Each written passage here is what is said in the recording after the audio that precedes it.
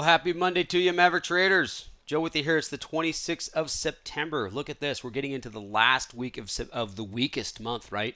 Supposedly one of the weaker months. And boy, it sure lived up to its name, didn't it? The markets got slaughtered Friday. A little bit of, I should say, sympathy sell-off today. Let's get into the markets here. This is my opinion. You know how to take responsibility. You're grown-ups. So market analysis time, folks. Let's get into it. We have a little bit further down. Now you can see overall on the right there, we've got the Dow, the S&P, the NASDAQ. We're all down. Russell's down quite a bit. But the NASDAQ not down as much as the other two. In fact, the Dow set new lows today. It had lows on Friday below June's and just set new lows today. The S&P, I believe, leaked into new lows, but the NASDAQ hasn't even revisited theirs yet. Kind of interesting. I for sure thought that would be flip-flop. That shows that the flight to safety is no longer there, and I do think what happened last week with the inflationary gauge and the Fed coming in and raising rates, I think it kind of, for the first time, shook the ground. Let's finish this up. Oil and gold both lower. Just shows there's a general sell-off across the board. Corey made mention of gas, or I should say, oil being at the $80 level, and it's already kind of subsided when it comes to inflation. It's no longer a real inflationary impact, I should say. But we still have inflation outside of that, which I really believe is what affected the markets and kind of shook the tree a little bit, which is kind of where we're at. That's why I love opinion. Now, here's something interesting. Take a look at this VIX chart, folks. Yeah, we're leaking into the 30s. That's something I've been watching for a while, and I have seen some selling, and we've seen some corrective action, and it hasn't been this for quite a bit. Not to say that we're in capitulation areas. I truly think that we need to get mid-30s before that happens, but it's a pretty good start. We'll see what happens. So I'm going to keep an eye on that, especially moving forward, especially at these levels. So the market's pushed slightly lower today, at or below the support levels. Advanced decline line, definitely 77% to 19% advanced decline, and I've been watching this. This has ticked up again to 89% below their 50-day and only 11% above. So some of this selling over the last few days is starting to really impact some of those outperformers. And if you guys are like me, I gauge a lot of my scans, I should say a lot of my sentiment outlook on my scans. And when I take a look at all of my bulls, and I don't have one bull on my watch list or my scan that didn't post a red candle Friday. That's right. I mean, I'm sure there's a few out there, but not on my watch list. So when I saw red candles on Friday and into Monday in some of my outperforming stocks, that really makes me raise an eyebrow to like, oh, it's a pretty substantial sell-off. So let's break it down a little bit deeper. I do like the conversation that Corey had with you guys on the weekend class, the trading room, because I just think that we do park it here. Now today I have an extra candle, and this is a lot more bearish candle than I would expect after a nice hammer candle that we set Friday. It doesn't mean that it's falling apart, but it does mean, the SPY here is actually retesting, or I should say, setting new lows. Hasn't really confirmed much yet. It's holding on, going up tomorrow. I would not be surprised if that happens. We do have Tuesday, Wednesday, Thursday. Maybe we get that 3-day up moves, things of that nature. I do like the breakdown of the cup and handle. If you guys need to revisit that class, please do, because Corey breaks down a real cool bounce on the cup and handle potential for these charts. So I do think that we at least acknowledge the levels that we're at today. For how long? Tomorrow? The next day? I'm not sure, because we do have Powell coming out and addressing a couple of things specific to cryptocurrencies and his outlook in the future of inflation. So it's going to be a lot of Fed talk today, and we know that the markets will react to it. Moving to the Qs here, you guys can see that we haven't even touched the 270 level that we touched on in June. So it's got a little bit more flexibility, a little bit more room before it actually hits that. Doesn't mean it can't, but it is showing a little bit more outperformance. So this has a little bit more of a potential for me to be more of a 0 than a -1. It just depends on where it's going to settle. But interesting, right? I thought for sure this would be below that 270 mark. I was very interested to see that it didn't close there or retested at least. Still not there. Heat map, yeah, generally across the board it's weak. But take a look at where the weakness was.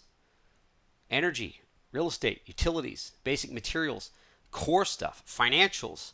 We're seeing a little bit of breathing room in the cyclicals. Communications was, there's some red in there, but take a look at technology. So this NASDAQ's been hanging in there because the selling in my opinion, has moved more towards the reserve stuff, the diamonds, the SPY, more the financials, which would make sense. Hey, if we're going to get an economic slowdown, if there is indeed a big recession coming, we already know it costs more to borrow money. So we think the banks are going to get hurt. And so if we see the financials going to go down, real estate, obviously, increase in interest rates, utilities aren't coming down. Energy has, but hey, inflation is still here. Whether it's for food, it's going to affect other things as well. And we're starting to see a drawdown in those areas. So what does that mean? Well, I've got a +1, and the reason being I have a +1, I believe Corey was a +2, or at least the trading room was a +2, and I had to agree with that because of that doji. I just see a little bit more weakness. Instead of a bounce, I think more of a consolidation. It depends on what the Fed says over the next couple of days and how the markets swallow it. I'll get a better sense of sentiment once I get the reaction of what the markets do once the Fed finishes a couple of their speeches. Overall, below the 20, below the 50, the slope's there. I've got to be bearish, but I gave it a +1 just because of the extension that you guys can see here, that extension that we had over the last 5 trading sessions, 4 trading sessions.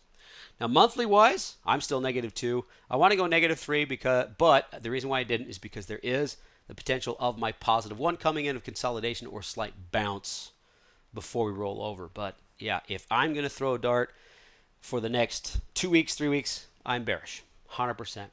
If I'm going to throw a dart for the next 2-3 days, 0 to +1. Like I was saying earlier, referencing earlier, folks, my bulls, all of my bulls had big bright red candles to the downside yesterday, and if they didn't, Friday, if they didn't Friday, then they did today. So I'm just going to set them aside. Doesn't mean I'm abandoning them, but boy, I'm not going to share them with you because I don't want to waste your time. On the bear side, I've got 3 techs and Coinbase. Yes, folks, keep that in mind. These are all techs, so don't take them all. This is NVIDIA. I do like it. I like the way that it's channeling down. I like the way that it's moving towards that 20 support level.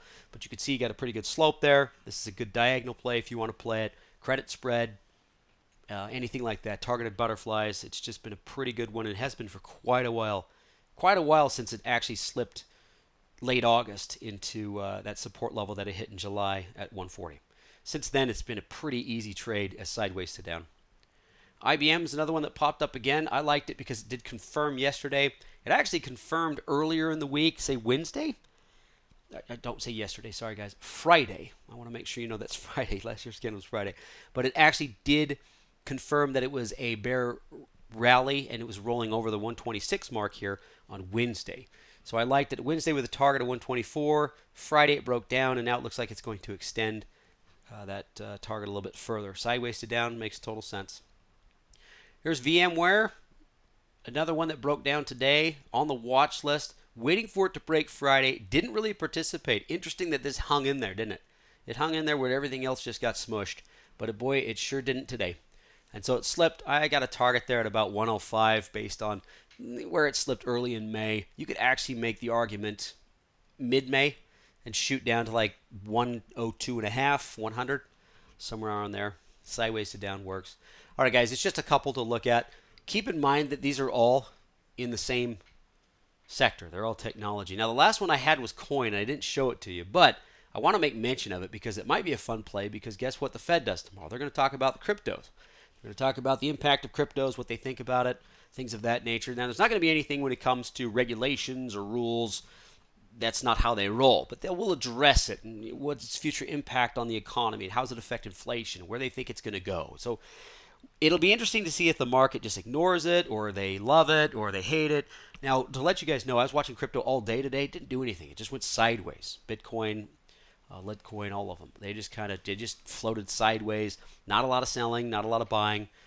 They just kind of floated. So I imagine there's going to be some sort of impact that the Fed has on that.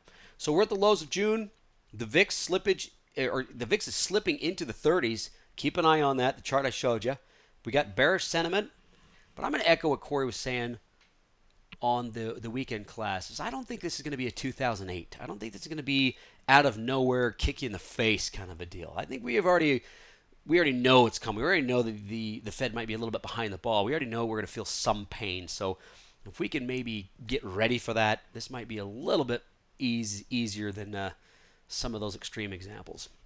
So that's kind of where I'm going with it, at least the beginning of the week. It is only Monday. We'll see where we go Tuesday and Wednesday, if we get that market bounce or if we just consolidate and roll over. Earnings reports, I didn't see anything to make note of. Check your potential trades. There's always something out there. And just make sure that you're not caught in it unless you want to be. Right? All right, guys. Thanks so much for joining me. And we'll see what happens the rest of the week. We'll talk to you soon. Bye, everyone.